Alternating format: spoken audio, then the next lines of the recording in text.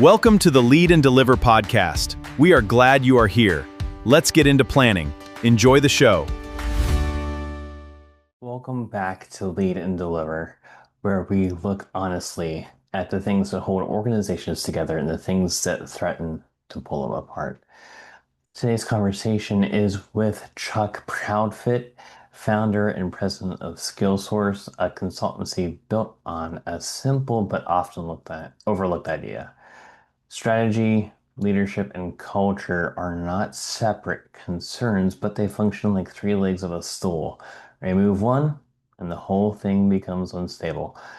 Chuck's path took him through Procter Gamble, Ernest and Julio, Gallo, Winery, and LensCrafters before a decade-long spiritual search led him to found SkillSource in 1995.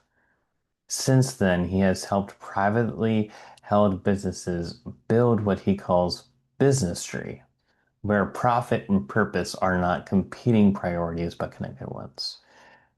We'll talk about the choices Christian leaders face in the workplace, why culture problems so often masquerade as strategy problems, and what it means to steward what has been entrusted to you rather than simply own it. Let's get into it. All right, everyone, welcome back to the next episode of Lead and Deliver. Today we have the most awesome guest. His name is Chuck Proudfit, and he is the founder and president of SkillSource, a business consultancy launched in 1995 that delivers sustainable growth in sales, profits, and people to client companies through a focus on winning strategies, strong leadership, and healthy cultures.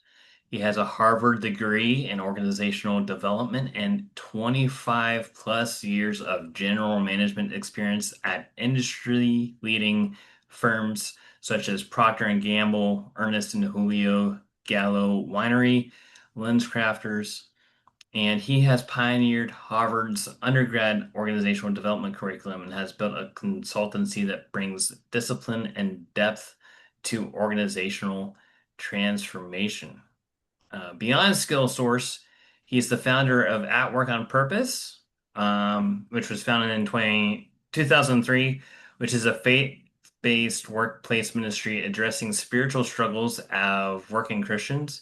He's also an advisory board member of Self-Sustaining Enterprises, which creates business trees, which is a great idea. It's a business and ministry hybrid where companies dedicate excess profits to economically self-sustaining programs serving vulnerable populations in Mexico, India, and Nigeria.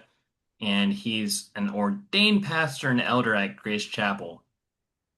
So he definitely embodies the integration of faith and business at a deep structural level. So, welcome, Chuck, to the podcast. Thank you. Yeah, it's great to have you.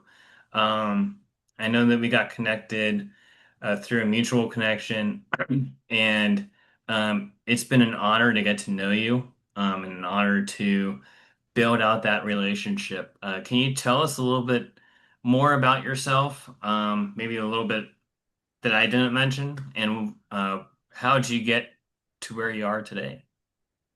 Sure. Well, I'll try to wrap all those questions together in sort of a, Yeah. a fun short story that is at its heart a spiritual one. I didn't grow up as a Christian. I was the son of two English professors, so I was a college brat growing up in Boulder, Colorado. It was actually at Harvard, a very cosmopolitan campus, that I started to befriend people who were from all over the world. They represented all the different faith traditions of the world, which fascinated me because it was something that was really guiding their lives. They'd all found God's truth. Their truths were contradictory, and truth doesn't contradict itself.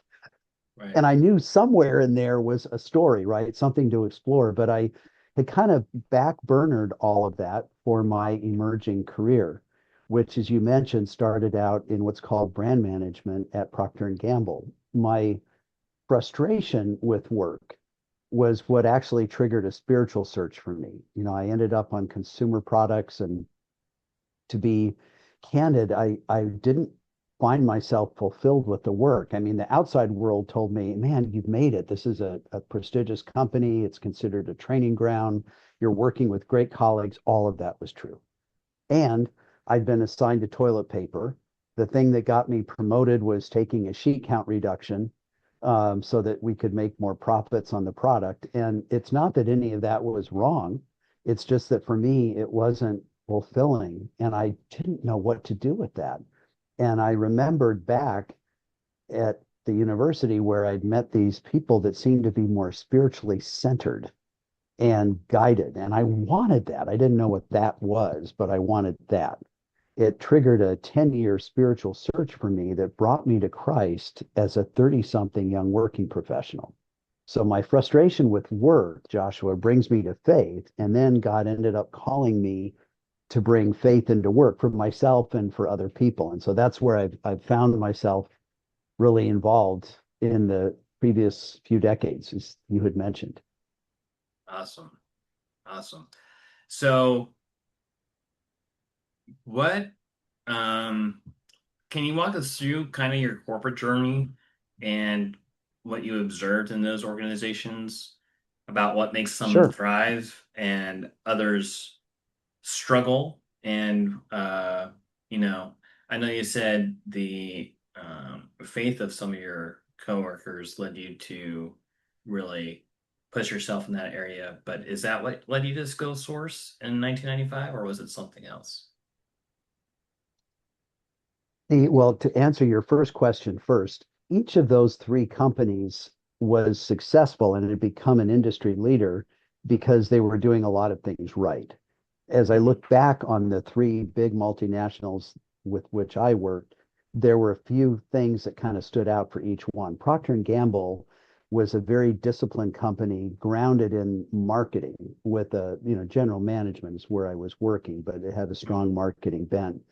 And the idea of managing brands and cultivating brand equity was a really significant thing. And early in my career, it was a really important thing to learn about. I think another aspect of Procter and Gamble that I remember is this was a company that tended to promote from within. So it would hire people like me, and then you would, if you stayed, you would kind of grow up in the culture. And there, as a result, there's a very strong cultural foundation to the company. The Ernest and Julio Gallo Winery had been founded by Ernest Gallo, very entrepreneurial guy, became the world's largest winery. And what I took away from his story was just the incredible power of perseverance. The quick backstory there is that Ernest came home one day as a very young guy, and his father during the Great Depression had just gotten desperate for lack of work. He came home and shot his wife to death and then killed himself. And so Ernest Gallo walks in on his two dead parents. And suddenly he's head of a household and he has to support his brothers and sisters. And he walks into a public library and sees a book on growing grapes and making wine. And that's how the Ernest and Julia Gallo Winery was started. This is a guy that just pushed through adversity and persevered through so many challenges to build a remarkable organization. And so what I took away from him was just grit, grit. And LensCrafters was a company that was founded on a very brilliant insight. Back in the day that it started, when you get an eye exam, you would then go and send the prescription to a place that would produce the glasses. And then once they were produced, they'd be shipped back to the optometrist who then dispense it to the patient. But the lag time was mostly in transit. So it would take about a week to get your glasses back, even though the actual time required to make the lenses for your glasses was really just about an hour. So LensCrafters' insight back in the day I worked there was to put the lab inside the store. So as a customer, you would come in and you would get your custom crafted eyeglasses in about an hour. And the reason I camp on this is simply to say that sometimes the most simple insights can generate the most incredible value in the marketplace. So those are three companies, and those are all things that I took away from them. But I think for me personally, what I took away from it was that spiritually, God has created all kinds of work environments. And what we need to do as individuals is figure out what kind of work we're best suited to do. In other words, the good works that God has prepared in advance for us to do. And then to figure out what it looks like to show up as our best self at work once we find that space that we should be in. Awesome. Awesome. And branching off of that, what led you to branch off into SkillSource in 95? So I'm an entrepreneurial guy at heart that was working faithfully in a bunch of very large multinational firms. And as Procter and Gamble at one point said when they first hired me, they said, "We want you to bring an entrepreneurial spark to toilet paper." Which I joked with my boss back in the day. I said, "That sounds really combustible." My point, though, is that I was a guy who, at at the core, I like to create things. I'm entrepreneurial. I like to figure out a new idea and then build on it. And it doesn't mean that there aren't lots of other ways to be, employed as a general manager and stuff like that. But while I was learning a lot in all of these assignments, and I was, getting promoted and gainfully employed and all those things, it wasn't my highest and best use. Hmm. And SkillSource was my choice to leave corporate and to start a consultancy that would be geared to smaller, privately held businesses where I could bring some of the strategic tools and the operational disciplines I'd learned in corporate and bring them to life for smaller organizations and do it in an affordable way where these smaller organizations could work with me over an extended period of time to make changes. Because it's one thing to have a great idea, but if you don't implement it, it doesn't go anywhere. Right. Yeah. Always continually improving, right? Yes. Um, and being part of the solution, is one of the reasons why I got into kingdom planning. It's one of those things where, you know, as a leader, what you long, or at least what I longed to do, and long to continue to long to do, is have my people, when they see something wrong, to and see like pattern recognition, is to have them not to say, hey, there's something wrong here, but to bring me a solution for that problem. And Yes.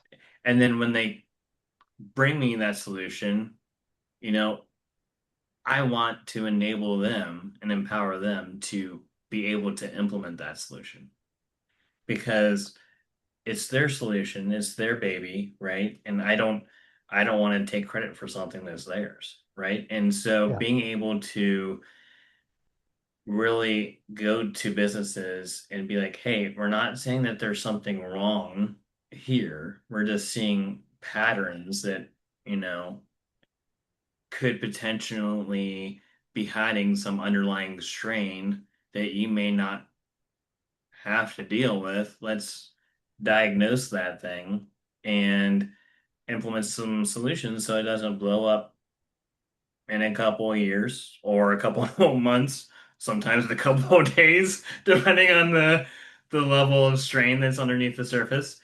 And walking, not just saying, here's a solution, or hey, I can run a workshop, and then walking away, but like implementing that solution over a period of time. That's building those relationships. That's the important part that I think a lot of consultancies and stuff often miss, is building Yes. those relationships over the long term.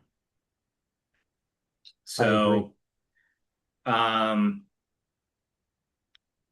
the next question I have for you, SkillSource's framework focuses on three pillars, which are winning strategies, strong leadership, and healthy cultures. Can you explain how they're interconnected and why all three are necessary for sustainable growth? Sure. Originally and naively, as I started SkillSource, I thought, hey, I'm going to create a consulting firm that's grounded in strategy. So because I enjoy strategic development work and I'm good at it, And I thought I'll just be kind of a strategist, affordable outsource strategist, and come in to help companies figure out a strategic plan, and then, hopefully to walk with them as they implement it. And that was half right. And here's why it was only half right. You can have a great strategic plan and then discover that the client doesn't take it anywhere. And at first, this was kind of shocking to me because I had assumed, based on the places where I'd always worked, once you developed a strategic plan, even if it was hard and, there was grumbling or whatever, you just push forward and you got it done. But I started to discover for a number of my clients that we would develop a plan and then I'd come back, in a month or a quarter or whatever it was. And I would discover that often they hadn't even taken any steps to implement, or if they had, they'd done a really lousy job of leading a process to do the implementation work. And as I started digging to understand why, I discovered that there were these two constraints that were getting in the way of implementing strategic development work. And the first one was a toxic culture where people are unmotivated, they don't trust anybody. And so you can have a great plan, but if nobody's motivated to work on it, it's not going to go anywhere. The second thing that emerged was lousy leadership, where people didn't know how to sort of translate a strategic concept into a way to operationalize it. So they might try, but then they'd fall on their face, or they wouldn't even work on the implementation part. In other words, if I sum all this up, I started to realize that if my objective was to help clients develop growth strategies and implement them, I also needed to help them make sure that their cultures were healthy enough that people were motivated and their leadership was strong enough that they could actually get a project from the starting line to the finishing line. Right. And over the years, Joshua, I've started to describe this kind of like a stool with three legs. If any one of those is missing, the stool's going to teeter and it will eventually fall. Right. Yeah, definitely love that. Um, can you maybe give an example of an organization without naming names that, got one right but failed on the others? Sure. I remember, I'm laughing because this one's a doozy. You'll Yeah. appreciate it. So this was back in the day when, and so we're talking late 1990s. This was a client, a young, very passionate entrepreneur who'd come up with, I think, a brilliant idea. He would go into old buildings that had very old ballasts and lights, and he would install new ballasts and lights. The technology advanced to a point where you'd have much brighter lighting that was much more energy efficient, and the projects were energy savers. So the way that the project worked is you'd go into the client and you would take just a certain square footage of their facility and put in new lights and ballasts, and then you would monitor the energy usage before and after, and then you could extrapolate for the whole size of the building. And then we developed a sales methodology called shared savings. So whatever it cost out of pocket for the project, my client would pay for the installation, and then the client would pay back, so that 50% of the savings would go to themselves and 50% would go to my client. And of course, my client would end up over time getting back more than just the cost of it, right? It would be the labor and the margin and everything else. But for the people that were the customers, it was great because you didn't have to pay out of pocket, right? You just sort of you kept half of your savings and you gave the other half back to this company. So that all sounds great, right? And this was a startup business that had been growing rapidly in the greater Cincinnati tri-state area where I live. So Ohio, Kentucky, Indiana. And the entrepreneur came into the office one day. I was there with the staff, and he said, "Hey, I've got this great news. I've just sold a new account for us. It's Pilot convenience stores. And so we're now going to be doing lighting retrofits for Pilot all over the country." Nice. And the staff just about died because they had always worked inside of a 3-state radius, and they knew who the contractors were that they were going to use. They had all the infrastructure. But now, to go national, all of a sudden, with no advance notice, and oh, by the way, the project was starting the next week. Everybody just, I know. And the CEO is kind of like, well, we'll figure it out as we go. And this is what a friend of mine calls selling the dream and servicing the nightmare. Yeah. And that's essentially what happened here. And we can sit here today and laugh. It's like, how could he, what was he thinking? But this happens all the time. Yep. Because a lot of the time they're looking for, bottom line, how big of a sale can I get? And then whenever you go into, like my background is project management, right? And so whenever you're looking at the logistics and the things that have to happen for the project to take off, right? Whenever you say you're working in a three-state, locality, and then you go nationwide and it starts in a week. I just laugh because you look at all the logistics that have to happen before the launching even happens, and to have like a 1 week timeline is like, okay, no one's even sleeping or eating for the next, month. Because Completely. there's no way. But yeah, but it does happen a lot more frequently. And that's why I think your framework is really important for people to understand because without those three pillars, right? Um, and without having the culture where communication is important and having the culture where, feedback is accepted and not taken as criticism, and, people aren't afraid to speak out against something that they know is going to hurt the team in the long run. Without that kind of culture, then you're not going to be able to succeed. So Right. I think those three pillars are extremely important and underutilized a lot in business today. And I think it's important to note here too. We're talking about faith in business, but it's also, it's not necessarily faith in business, it's faith-centered business, right? And um, whenever we as entrepreneurs look at um, it's kind of it's important to have the mindset that you do and the background that you do where you came into faith after already being in corporate, right? I grew up in the church, right? So Yeah. my parents were like one of the first people married at the church I grew up in, and the church I grew up in, has multiple locations around the city now and is one of the larger churches in the city. And it's so I was always involved in something faith-based, right? Always something Christian. I didn't really own my faith until later on in my journey, but um, it's one of those things where you always have the Christian mindset is ingrained in you, whether you believe in it or not, right? So Right. having that business mindset first and then having faith come into it is interesting.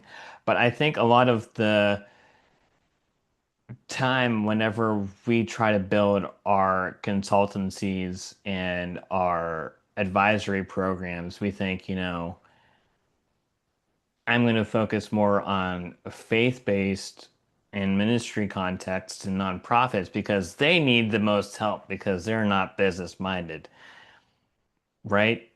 Or don't have a whole lot of business backstopped background, or so we think. And then we start talking, or at least for me, I start talking to these non-faith-based, non-Christian businesses, and we have this perception that I talked about this with Chris McClure, they have it all together, right? Like it's like, oh, they don't need my help. They have consultants, they have all these frameworks down pat, they're fine. And then you start talking with them and they're like, oh no, oh, it's actually worse. Like what's going on over here? You need my help too. So, um, yeah, the three frameworks and having and getting to deal with those businesses, I think is very important to not we as entrepreneurs, especially those starting out and especially those that have a faith-based mindset, I think it's important to note the fact that for those people that are drawn to helping businesses, don't narrow your market. Um, like the market for businesses that need help is almost every business, whether it's faith-based or not. So keep your mind open and just ask the Lord to lead you to the people that you're supposed to work with. Because it won't be who you think it is all the time, but everyone at some point will need, someone with the discernment of the Holy Spirit to look at their business and be able to spot the things that they can't see. So Yes, I wanted to yes. highlight that too, because I think the three frameworks really point that out as well. Um, in 2003, you founded At Work on Purpose as the workplace ministry. I think this is kind of a great segue. What spiritual struggles of working Christians did you uncover? I was actually amazed. I spent a couple years interviewing what I call everyday working Christians about the things we typically struggle with in the workplace, and spiritually speaking, how do we resolve those, or how do we understand the direction we should take as Christians in the workplace. The neat thing about the interviews that I conducted, Joshua, is that no matter the line of work, lots of different vocational pathways and stuff, there were 5 areas that kept coming up over and over again. And these were decision points. In other words, areas of choice. And a simple way to sort of describe this, should I choose the broccoli or the French fries? Yeah. Often, it can be really clear which choice you should make, but are you going to make that choice? Mhm. Are you going to, in a moment where your witness at work is very significant, are you going to choose to be obedient to what the Lord would want you to do?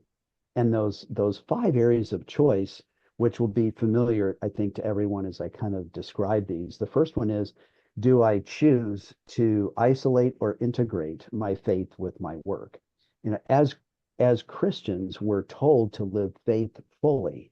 In other words, faith isn't just about faith at work, it's about faith in our whole lives, and work life is part of whole life.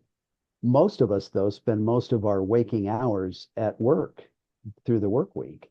And if that's the case, then why would we exclude work from faith? So the first thing we've got to decide, which is really a mental and an emotional exercise, will I choose to integrate rather than isolate my faith with my work? And there's a character quality here of dedication, to simply be dedicated to following Jesus' path, Right. and when we're in the workplace.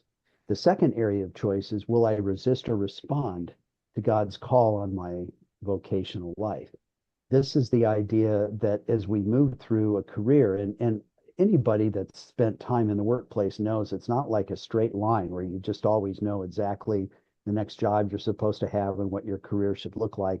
It's more like, oh, the long and winding road with lots of detours and all the rest of it. But in the midst of all of that, are we going to be responsive to God's leading in the moment when we're hearing the voice of the Holy Spirit directing us to pursue a new position, or to stay where we are, or to really embrace the kind of direction that we have in a certain line of work?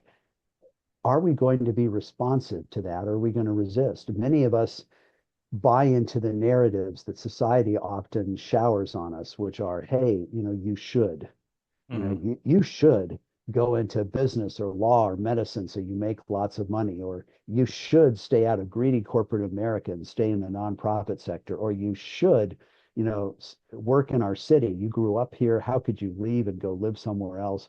They're like all of these narratives that often are under the surface. We don't even recognize that they're there until eventually we kind of pull them up and put them in the light, right? Yeah. But will we be responsive as we move through our careers, spiritually speaking? Right. The third area of choice is, will we compromise or commit to kingdom standards at work. And this is one that obviously emerges all the time where the workplace will say, hey, what can we get away with? If it's not illegal, then it's okay. But we're held to a higher standard. Our job is to make sure our yes is a yes and our no is a no, and that there isn't anything about our choices that could even lead to the perception that we're untrustworthy or that we're trying to, get by with something. Hmm. But to commit to that higher standard, Hmm. that's really tough. And I think in the midst of all of this, we have to go for the things that are under the surface. Often it's the ones above the surface that are like, well, that's just totally illegal. I'm definitely not going to do that. But it's the smaller choices often under the surface that you could get away with, but would God be smiling on those? So Right. this is the third area of choice. The fourth area of choice, will we choose to spectate or serve the Hmm. people around us at work? And what I mean by this is we've got a real mission field in the workplace. Your typical congregation, Joshua, in the US has about 100 congregants, but the average working Christian has several hundred people in a sphere of influence at work. So call it 3 times the size of your typical congregation in the US. Why would you not want to be available for those people when there are opportunities to be of service to them? And Right. when I say that, I mean not just like doing the tasks in your job, but if you're, at work with a colleague and you discover that really suffering because their spouse has cancer and they're struggling to take care of the kids, and you could help because you could bring some meals over so that they don't have to worry about that part of their problem. That is ministry in the moment and through the workplace. And that's something that we're called to do.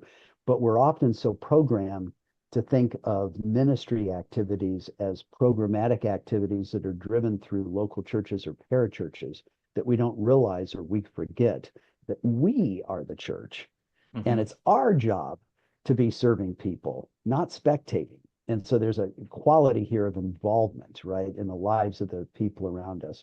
The last area of choice is, will we spend or steward the resources that are entrusted to us at work? It's remarkable when you step back and think about the wealth in every sense that's present in the workplace. It's not just the money.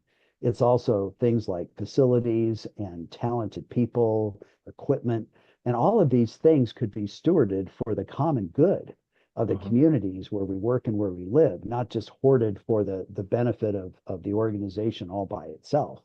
But you have to have the mindset of a steward, just like Boaz as a business owner in the Old Testament. He was a great example of somebody who was stewarding his business for the common good of the people that he employed in the community where they were placed or planted. Hmm.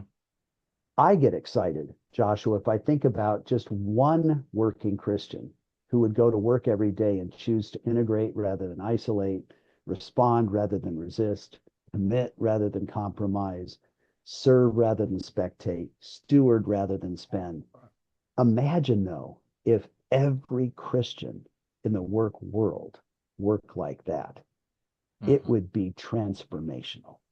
Right. And I think all of those are really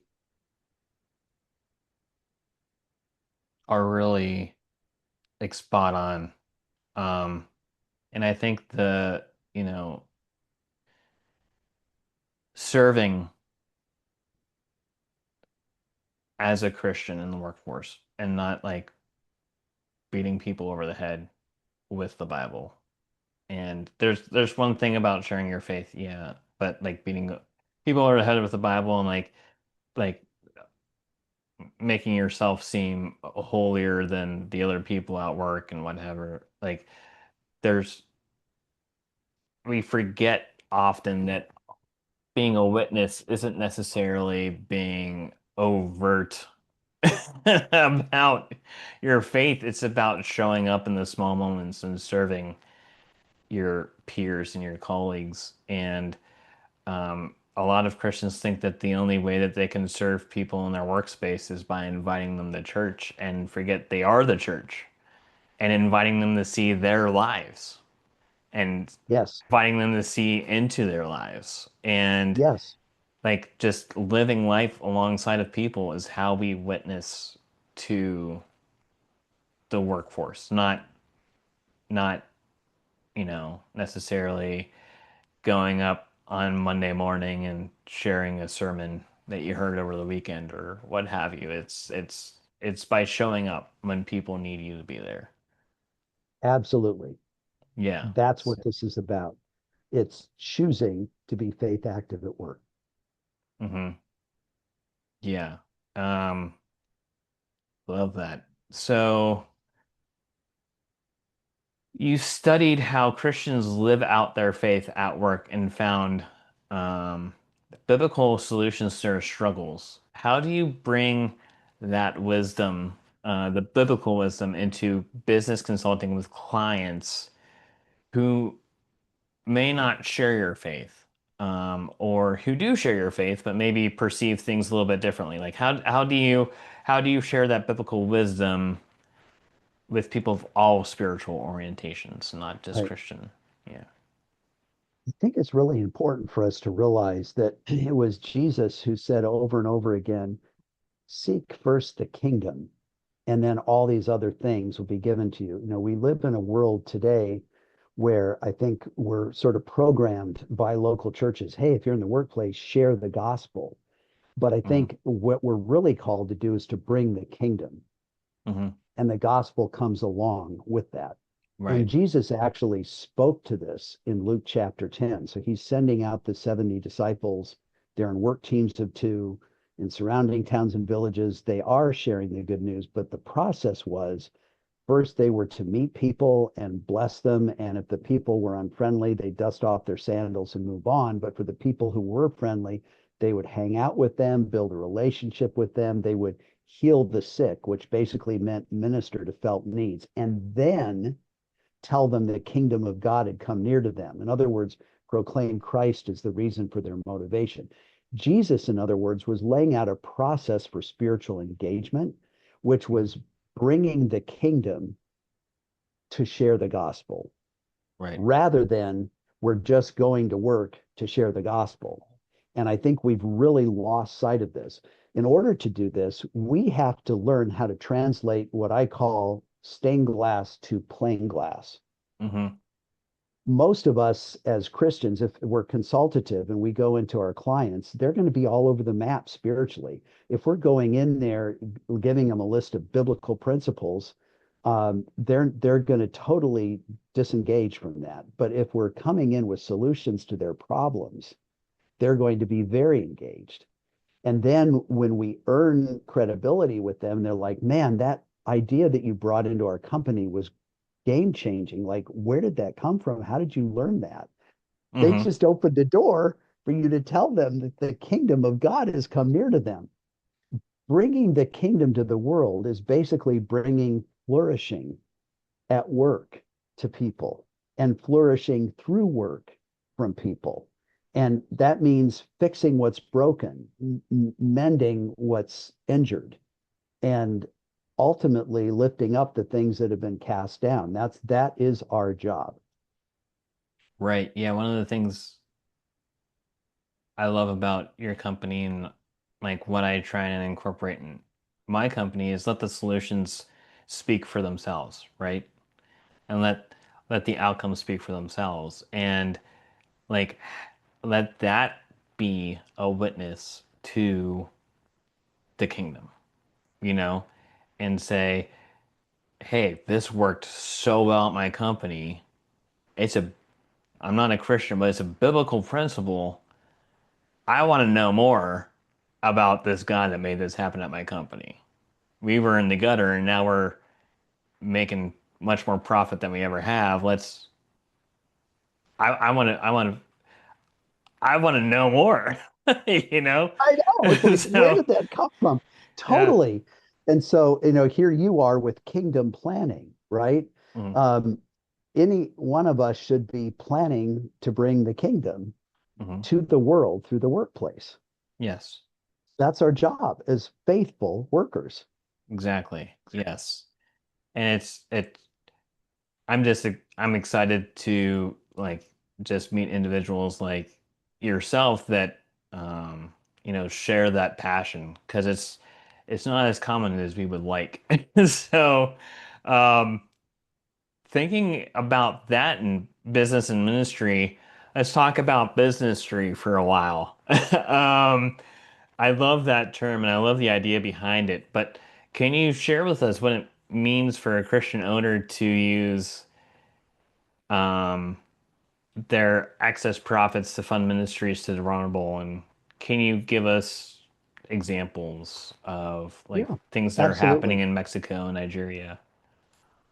Well, and even before that, I'll wind the reel back a little bit further because when the time came to launch At Work on Purpose as a ministry, a workplace ministry, I honestly, Joshua, had not anticipated doing that. I wanted a life group for work life. I'd recruited about a dozen working Christians where we just met a couple times a month to talk about faith at work. But the conversations were electric. The Holy Spirit moved. And within 6 months, over 300 people had gotten involved. And today there are over 15,000 people involved with this across greater Cincinnati. And all of this was becoming a ministry.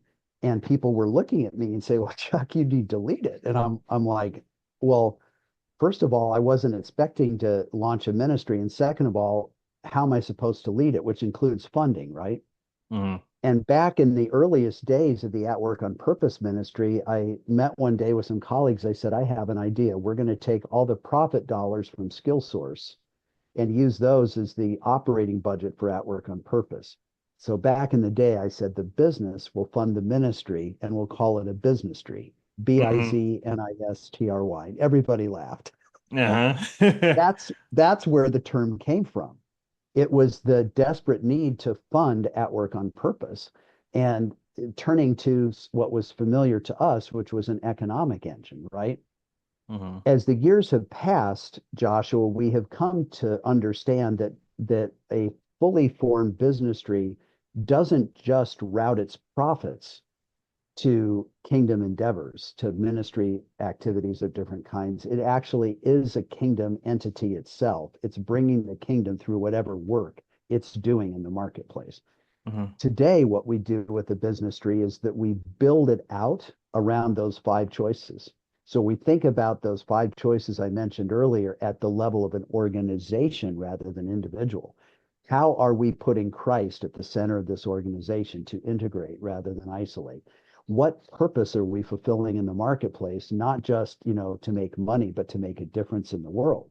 How are we going to run this in a way where we're committing to a higher standard of conduct rather than compromising like many of our peers make? How are we going to view all of our stakeholders around us as our mission field so that we're serving them through products and services as we operate? And Hmm. how are we going to steward the resources that this business regenerates so that we can help to take some of those proceeds to help a hurting world? And I wanted to kind of back up and just put those things together. So this is a great Right. example of taking a framework, the choices that we talked about, and applying them at an organizational level that includes this idea of funding, but isn't limited to just that. Now, although we started out with Businessry to fund At Work on Purpose as a ministry, I have been very involved with international missions work, including, as you mentioned, in Nigeria. And the whole continent of Africa is just a tragedy in the sense that these are countries that are often filled with natural resources, but because the kingdom is not present, they are led by corrupt governments. There's all kinds of shenanigans on the ground. And so you have all of these people who are just languishing desperately. And then what happens is people like us come in there and we're like, okay, we want to be helpful. So maybe this is a village that has no fresh water. How do we create some boreholes, as they're called, like fresh water wells, so that people have fresh water to drink and we can eliminate waterborne illness and stuff like that? And Hmm.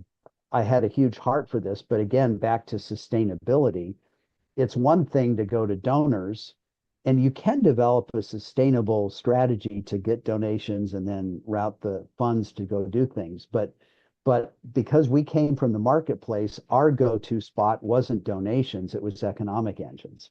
How do we build faith-based enterprises that will generate revenue that we can route to some of these projects, and not just locally, right where we are in the US, but even globally, places like Nigeria.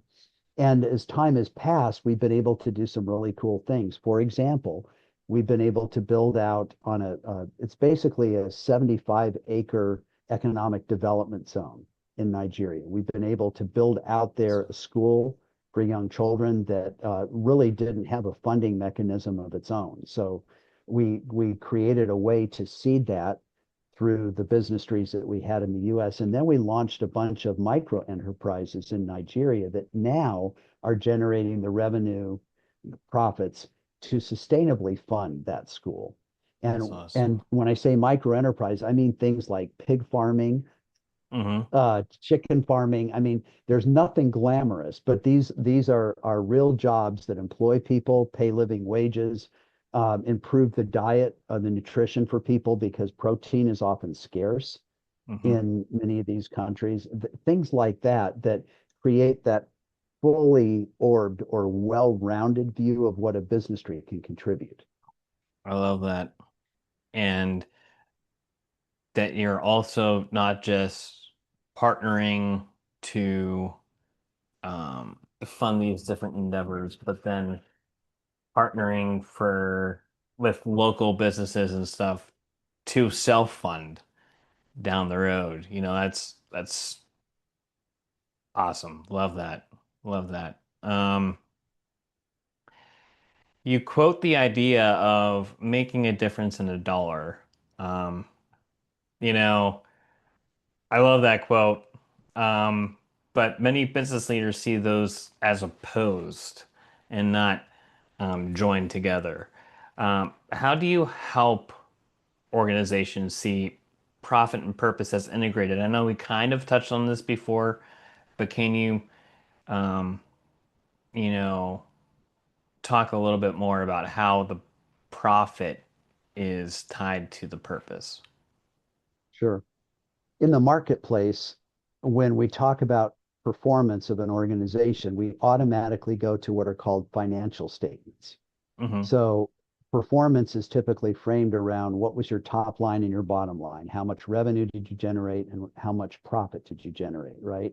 And so we have a P&L and we have a balance sheet and we have a cash flow statement. And there's nothing wrong with that. But when we fixate on those as the end objectives, what ends up happening is that we're in business to make money. Hmm. And my point is, no, we're in business to make a difference. But if we're not profitable, we can't continue to make a difference. Hmm. So the place to start, in my opinion, is what's the finishing line? The finishing line isn't just making a lot of money, it's making money that makes a difference. You have Right. to be able to speak to that right out of the gate. I think that's super important.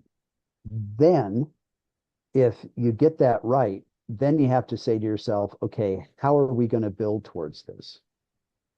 And that's where there's like some stories I can share with you about how we've sort of operationalized what I'll call treasures in heaven. Created a tool called return on involvement. And the idea is that we look across all the stakeholder groups that an organization touches. So employees, contractors, suppliers, vendors of different kinds, competitors even. And then we ask ourselves the question, as we're operating, what does it look like for us to live out that scripture in Luke chapter 10? How are we blessing all of these people? How Hmm. are we fellowshipping with them? How are we ministering to their felt needs? How are we proclaiming Christ as the reason for our motivation? So if you're a left brain person, imagine a spreadsheet Hmm. where the columns are all the stakeholder groups and the rows are bless, fellowship, minister, proclaim. How cool would it be to have that filled out for an organization? That's what we've been doing. That's awesome. I love that.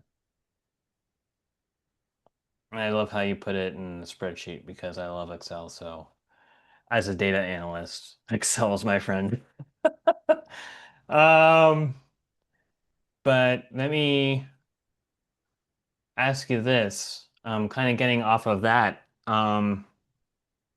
As an ordained pastor and elder at Grace Chapel, how do you navigate serving in both ministry as well as having your own business as well? And do those roles teach each other at all? Yes, those roles do teach each other, but they're often hard to reconcile. So a Hmm. business person will often be in church meetings and get frustrated. Hmm. They're slow. Everybody wants to pray, but nobody wants to get anything done. And meanwhile, the church people will often experience the business people as pushy, know-it-alls, intimidating. So you have to figure out how to be what I call bilingual and bimodal. You have to be able to sit down with people and kind of, in the case of a local church, start where the church is, and then kind of walk it into some of the business that you'd like to bring into the mix. Hmm. For example, I have been helping local churches to think about workplace ministry as an expression of local missions. Because if you can't translate into their language, they don't get it very easily. Most people employed in local churches have very limited understanding of the marketplace that we all work in. Hmm. So you have to figure out how to use a language they can understand. And then you have to be able to walk them through the business disciplines in a way that they can embrace a little bit at a time because they're often not familiar with them. A, Right. a great example would be, operational efficiencies, like with the database or something like that, and helping them to recognize the value of it and literally guiding them walk implementation and overwhelmed often by a lot of the business stuff. So Right. at least for me, those are the things that have helped. Right. And like being able to explain those things, in layman's terms, like you were saying, in their own verbiage and their own context. Because, even um, churches, like a lot of churches and nonprofits and stuff, um, like to us in the business world, we think, standard of procedures or SOPs, as we call them, um, they're basic and fundamental to a healthy organization. And then you walk into a church ministry or like some of these nonprofits and they don't um, know what that is, much less have one. So, um, and it's important to have to, run a successful business and a successful organization as well. Yes, So it's very important to um, have that kind of framework and um, mindedness. Um, I want to congratulate you too. During my research in your company, I found SkillSource received the Torch Award for Business Ethics from the Better Business Bureau. So congratulations with that award. And thank you. how does, you know, how did you build that ethical culture? And why is that not necessarily a priority in a lot of businesses that we tend to see? It's because I think we have to operationalize the core values that we hold. And so for me, it was important to act with uncompromising integrity. And that became part of the culture that we developed. And that's how we treated people and what we expected from people. And that developed the culture. And culture becomes a flywheel. Yes.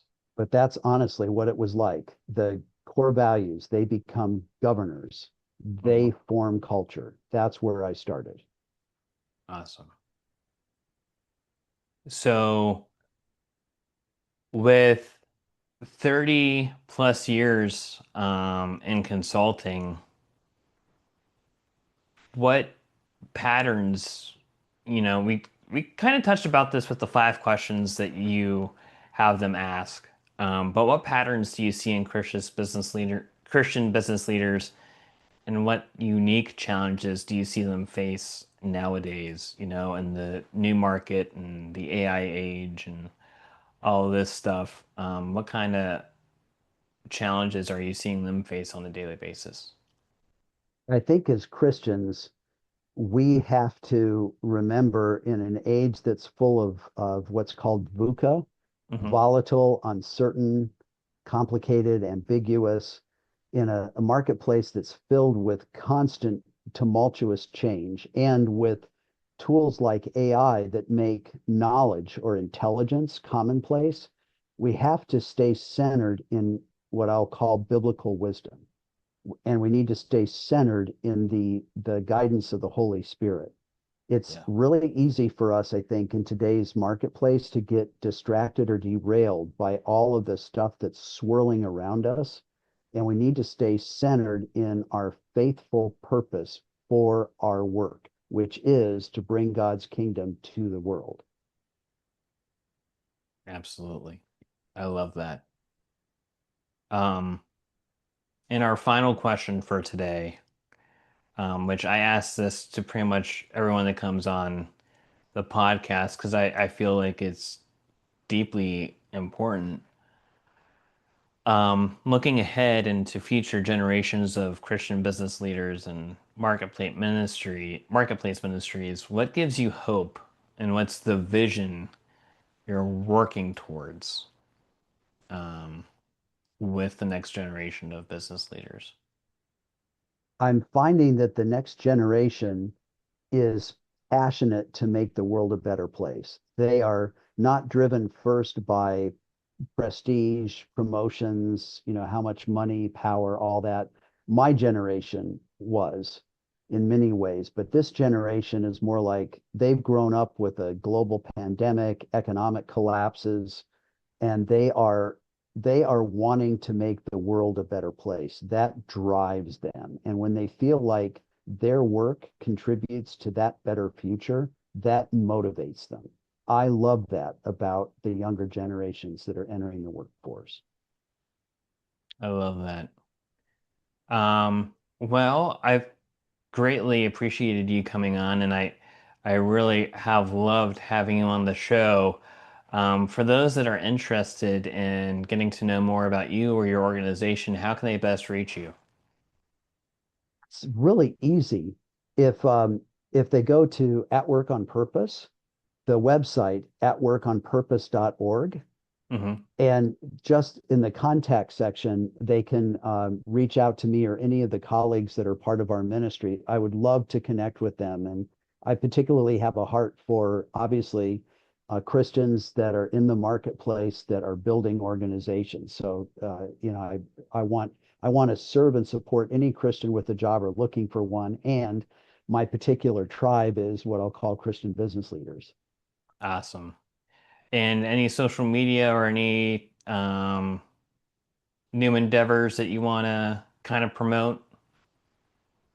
Well, obviously, I'm on all the basic social media, LinkedIn and Facebook. It's easy to find me there. I will be publishing a book this fall called Vocation Transformation. And we do have a podcast by that name that's out on Apple and Spotify for those who might have an interest in listening. Awesome. I'm looking forward to reading that book. For sure will be one of your first buyers of that book. So appreciate you shouting that out.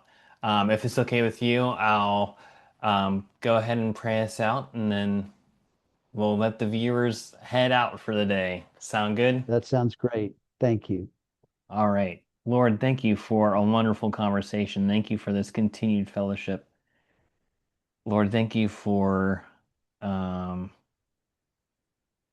just being in our midst and helping us to enter into your presence. Lord, I hope that the people listening to this podcast would hear your voice and hear your heart, Lord, and that they would be drawn to you and that you would help them find their calling and that you would help them find their passion and that you would bring success to them in their business and that you would help them steward well and steward wisely. Lord, I pray for your blessing upon all those who are listening and continued blessing upon this relationship and um, this continued conversation. In your name I pray. Amen. Amen. Thank you, Joshua. It's been a pleasure getting to know you. Absolutely. And for everyone listening, thank you so much for tuning in. We look forward to seeing you on our next podcast. But until then, remember to step back frequently so that you can see clearly. Ask the Lord how you could lead more courageously so that you could steward faithfully under his authority. And we appreciate all of you. We'll see you next time. Take care. Hey everyone, Josh with Kingdom Planning with you again. Thank you so much for watching the previous recording. I just want to let you know that we are here for any of your leadership needs. Right now, we are doing market analysis, risk management, and risk analysis, but we help people discover things that they may not see in a faith-driven culture. So please make sure you check out our free resources below. We have the Leadership Clarity Field Guide, but we also have a free market analysis snapshot for your local market available upon request. We also have a Leadership Clarity Scorecard where you can see if there's anything that you might need to work on in your leadership context to operate efficiently. And that is also free. It's real-time scorecard. And you also have a hidden strain scorecard as well to see if there might be any hidden strain lurking beneath the surfaces there in your organization. So please make sure you check those free resources out, as well as all of our other resources at kingdomplanning.org. But all the links to the free resources are in the description, as well as to our book, The 5 Hidden Strains of Leadership. So please make sure you check those out. If you have any concerns or questions for us, please reach out to me at updegraffj@kingdomplanning.org, and I will get back to you as soon as I get your message. Or you can reach out to us at kingdomplanning.org/contact, and we will get back to you as soon as we receive your message. We really appreciate all of your support. Stay blessed and have a wonderful rest of your day.